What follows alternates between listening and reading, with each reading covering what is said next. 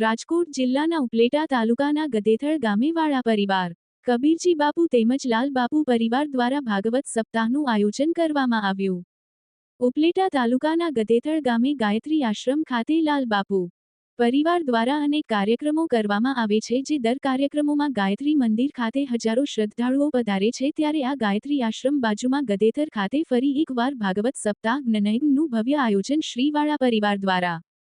કબરજી બાપુ પરિવાર અને લાલબાપુ પરિવાર દ્વારા ગદેથર ગામ ખાતે કરવામાં આવ્યું હતું, જે ભાગવત સપ્તાહનું આયોજન કરવામાં આવ્યું હતું। તેમાં વાળા પરિવારના અને લાલબાપુ પરિવાર દ્વારા સર્વ સાધુ સંતો ગિરનારમાંથી પધારેલા અને દરરોજ જે કલાકાર આવેલા તેને સાલ ઓઢણી અને સન્માનિત કરવામાં આવ્યા હતા, તેમજ ઉપલેટા શહેરમાંથી પધારેલા મહેમાનો રાજકીય સામાજિક આગેવાનોના સન્માન કરવામાં આવ્યા હતા અને વાળા પરિવાર દ્વારા જે ક્ષત્રિય સમાજના આગેવાનો, મહામંત્રીઓ, માજી મુખ્યમંત્રી અને પ્રમુખો સહિતના મહાનુભાવો પધારેલા હતા તેને પાઘડી પહેરાવી અને સન્માનિત કરવામાં આવ્યા હતા અને દરરોજ સાંજ અને બપોરે ભોજનનું પણ આયોજન કરવામાં આવ્યું હતું।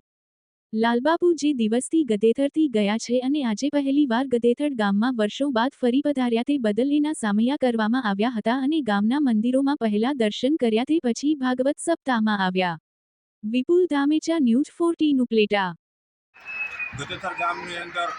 કબરજી બાપુનો પરિવાર અને પૂજ્ય લાલ બાપુના પરિવાર વતી ભાગવત સપ્તાહનો યજ્ઞ ચાલુ થઈ રહ્યો છે, ત્યારે આજે ચોથો દિવસ છે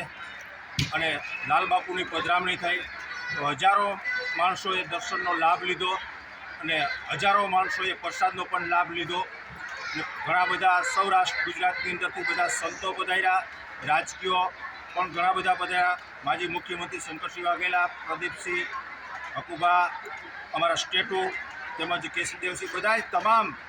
તમામ આજુબાજુના બધા આગેવાનો, માતાઓ, બહેનો અને અમારા આમંત્રણને માન આપી અને આ અમારી ભાગવત સપ્તાહને અમારા પ્રસંગને દીપાવવા માટે આ બધાય જે અમારા પ્રસંગને દીપાવવા માટે બધાય પધાર્યા છે,